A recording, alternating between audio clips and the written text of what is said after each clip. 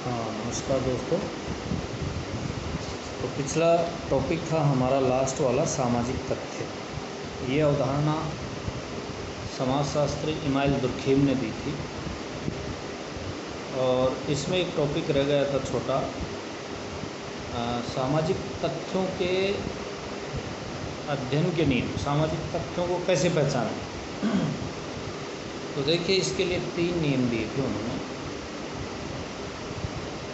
Email Durkheim ने सामाजिक तथ्यों के अध्ययन के 3 नियम दिए थे। पहला,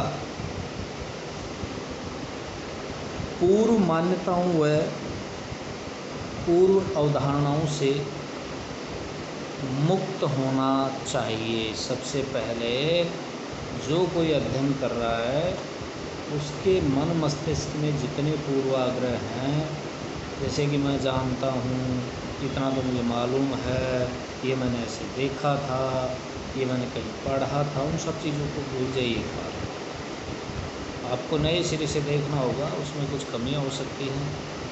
आपको आलोचनात्मक और तुलनात्मक दृष्टिकोण रखना ही होगा, लेकिन एक निष्पक्ष होकर के, तटस्थ होकर के और फिर देखना पड़ता है। दूसरा जो नियम दिया है कि सामाजिक तथ्यों की पहचान आपको उसकी बाहरी विशेषताओं के आधार पर करनी है, न कि अंदर। जैसे ब्यूरोक्रेसी, अब ब्यूरोक्रेसी में भ्रष्टाचार होता है या लाल फीताशाही होती है, ये उसकी कमज़ोरियाँ हैं।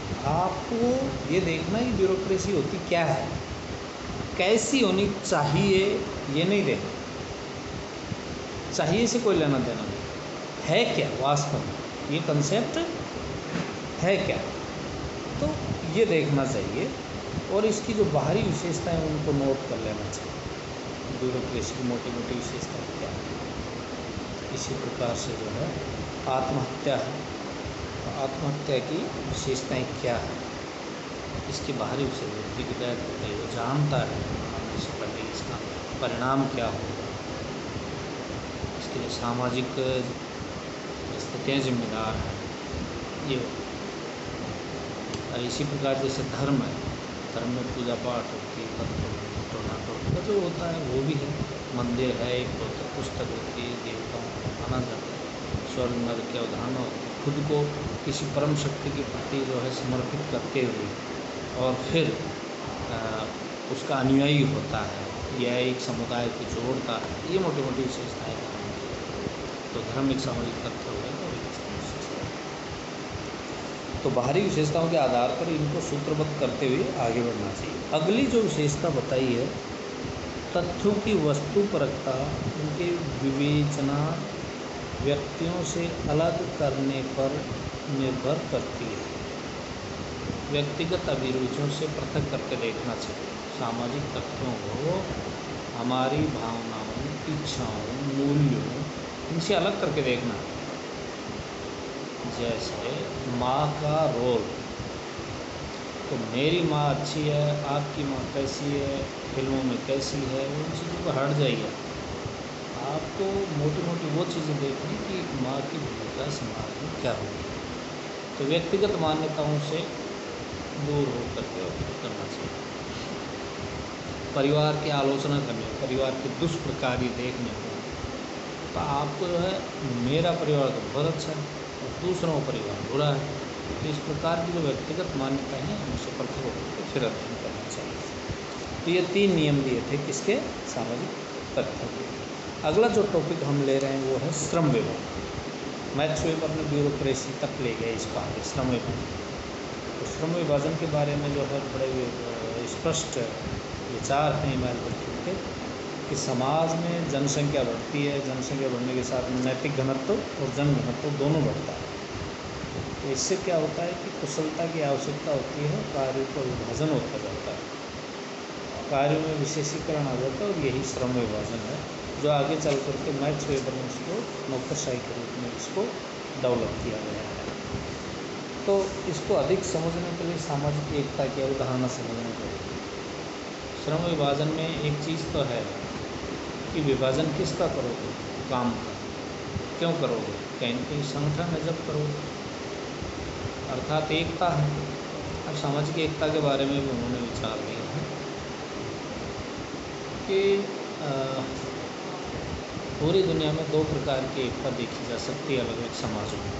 पहली है यांत्रिक एकता और दूसरी है सावयवी एकता। यांत्रिक यानी मैकेनिकल, ये एकता पुराने समाजों में देखने को मिलती है। आज भी भारतीय में गाँव में जैसे एक ही गोत्र में विवाह करने वालों की हत्या कर दी जाती है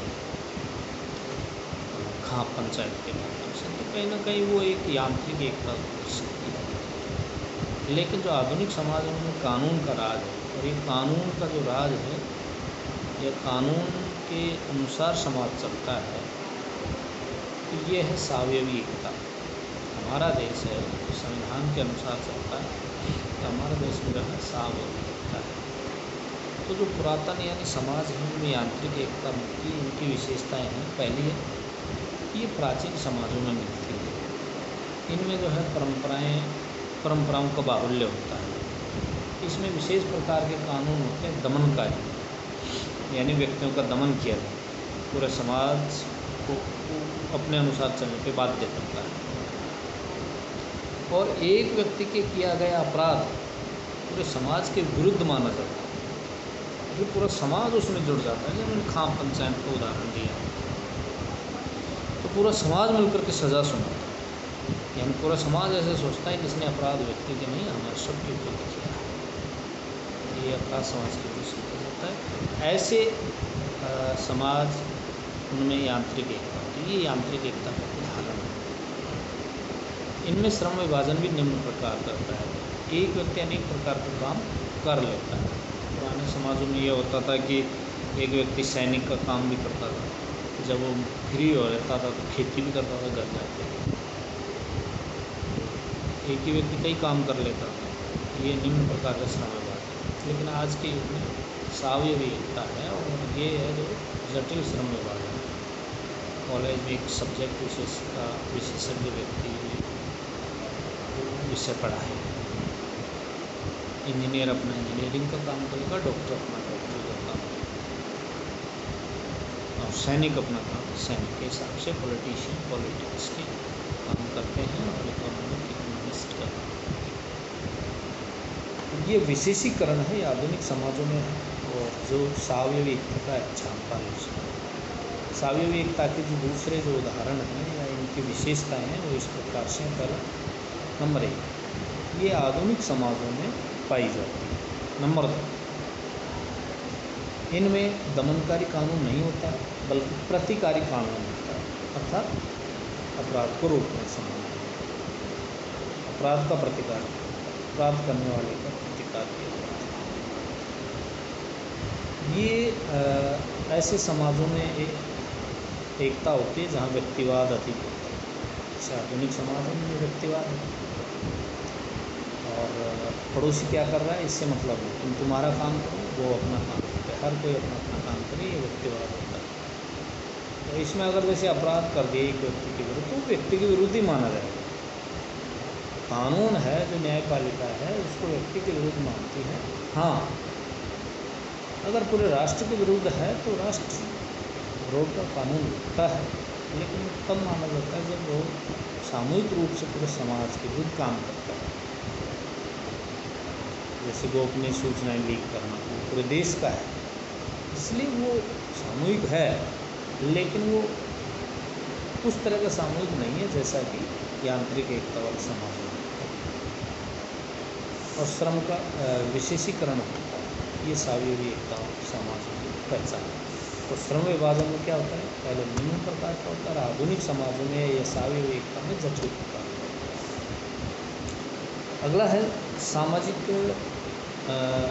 तथ्यों के प्रकार। सामाजिक तथ्य 2 प्रकार के होते हैं, सामान्य और व्याधिक। सामान्य सामाजिक तथ्य जो ठीक है समाज की एकता को बढ़ाते हैं, जैसे धर्म, और व्याधिकी असामान्य या अप्रतिमानित ये होते हैं, वो जैसे आत्महत्या, ये समाज में कहीं ना कहीं नुकसान पहुंचाते हैं हानिकारक को। तो सामाजिक तथ्य 2 प्रकार के होते हैं, सामान्य और असामान्य, सामान्य और व्याधिक। तो श्रम विभाजन भी दो प्रकार का होता है, सामान्य श्रम विभाजन और व्याधिक श्रम। सामान्य श्रम विभाजन में क्या होता है, जैसे आधुनिक समाज में होता है। व्याधिक में श्रम विभाजन इतना अधिक हो जाए कि व्यक्ति समाज से कटा अलग महसूस करे और अंत में आत्महत्या करने पर मजबूर हो जाए कि तो तेरा जाना। तो ये असामान्य श्रम विभाजन होता है। अगला जो टॉपिक है आत्महत्या, और उसके बाद है माइल डॉक्ट्रिन के अनुसार धर्म क्या है, धर्म का विकास कैसे होना है, इस पर हम अगले चैप्टर में चर्चा करेंगे। तो सब्सक्राइब कीजिए, लाइक कीजिए और कमेंट भी कीजिए, शेयर कीजिए अपने दोस्तों में जो समाजशास्त्र पढ़ते हैं।